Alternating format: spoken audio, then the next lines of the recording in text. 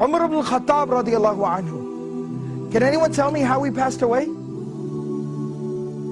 He was stabbed while he was leading the prayer. Alright, he was stabbed while he was leading the prayer. The narration goes on to tell us that Umar radiallahu anhu has this big open wound. He has literally a hole in his stomach.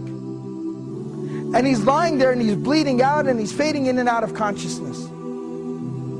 And then while he's in that state and in that condition, he hears the call, the adhan for prayer. And he starts getting up. Everyone around him is like, oh, wait a second, where do you think you're going? He says, I have to go pray, the adhan. I have to go and pray, it's the adhan. And he said, you're dying. You have a hole in your stomach. What do you mean you're going to go pray? And he says that, I remember the Prophet ﷺ telling me that there's no deen for the one who doesn't pray. That the salah is like the head and the body. I have to go and pray.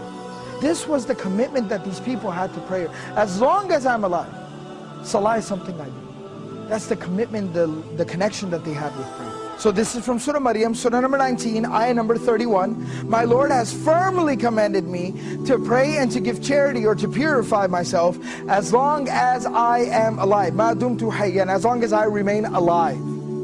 This is a statement of Isa alayhi salam. This is a very powerful reminder about our approach to prayer and how we approach prayer and how we perceive and think and how we implement prayer in our lives.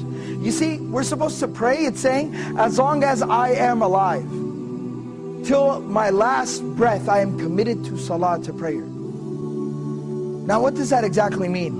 It means no matter what comes up, prayer is something that I will hold on to till my last breath. I will concern myself with till death.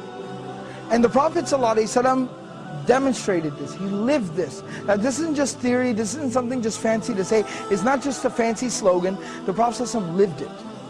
You know, about a week before the passing of the Prophet ﷺ, he fell very ill. He became ill. And the Prophet ﷺ was incapable of standing up and even walking on his own very soon after.